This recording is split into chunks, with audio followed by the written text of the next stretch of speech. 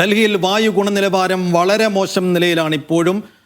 ദീപാവലി ആഘോഷത്തിന്റെ ഭാഗമായി ഇന്നലെ രാത്രി വ്യാപകമായി പടക്കം പൊട്ടിച്ചതോടെ അന്തരീക്ഷത്തിൽ പൊടിപടലങ്ങൾ നിറഞ്ഞിരിക്കുകയാണ്. 360 മുകളിലാണ് വായു ഗുണനിലവാര സൂചിക ഇപ്പോഴുള്ളത്. വരും ദിവസങ്ങളിൽ മലിനീകരണ തോത് ഉയരുമെന്ന് തന്നെയാണ് റിപ്പോർട്ടുകൾ സൂചിപ്പിക്കുന്നത്. തൗഫീഖ് അസ്ലം വിവരങ്ങൾ നൽകും. തൗഫീഖ്, അങ്ങനെ ഗംഭീരമായി ദീപാവലിയൊക്കെ ആഘോഷിച്ചു കഴിഞ്ഞു തലസ്ഥാന വാസികൾ. അതിനുശേഷമുള്ള അവസ്ഥയാണ് ഇപ്പോൾ പറയുന്നത്. വായു ഗുണനിലവാരം വളരെ മോശം അവസ്ഥയിലെത്തിയിരിക്കുന്നു. സ്വാഭാവികമായിട്ടും ഇനിയുള്ളൊരു ജനജീവിതം കൂടി അതിനെ വല്ലാതെ ബാധിക്കും. അപ്പോൾ നിലവിൽ എന്തൊക്കെ നടപടികൾ എടുക്കുന്നു? ഈ വ്യാപകമായി നിയന്ത്രണങ്ങൾ ഉണ്ടായിട്ട് പോലും പടക്കം പൊട്ടിക്കുന്നതിനൊന്നും ഒരു നിയന്ത്രണവും അവിടെ ഉണ്ടായില്ലേ ഇന്നലെയൊന്നും?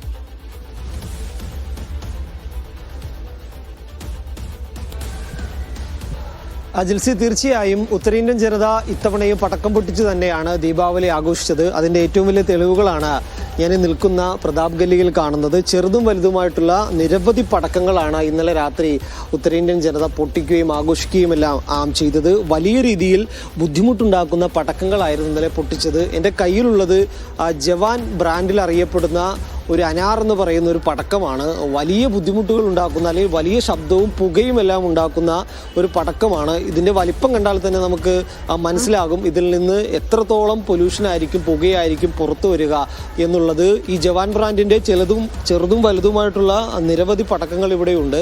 ഇതെല്ലാം എടുത്തു മാറ്റാനുള്ള നടപടികൾ ഇപ്പോൾ MCDയുടെ ഭാഗത്തുനിന്നുകൊണ്ട് ആരംഭിക്കുകയും ചെയ്തിട്ടുണ്ട്. നമ്മുടെ നാട്ടിൽ കിട്ടാത്തതായിട്ടുള്ള നിരവധി വ്യത്യസ്തമായിട്ടുള്ള പടക്കങ്ങളുണ്ട്. ഇതൊന്നും ഉപയോഗിക്കരുതെന്നായിരുന്നു സുപ്രീം കോടതി നിർദ്ദേശം. ഇതിനെല്ലാം നിരോധനമുണ്ടായിരുന്നു.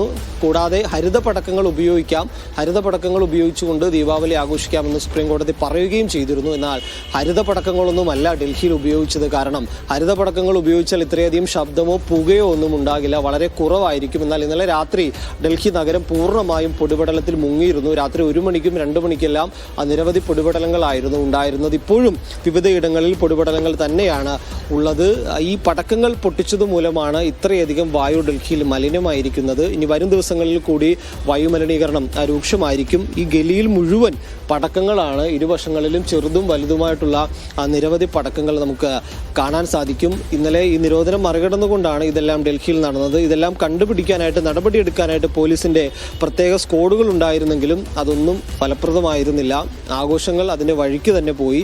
കുട്ടികളും മുതിർന്നവരുമെല്ലാം നിരവധി പടക്കങ്ങൾ പൊട്ടിച്ചു തന്നെയാണ് ആഘോഷിച്ചത്.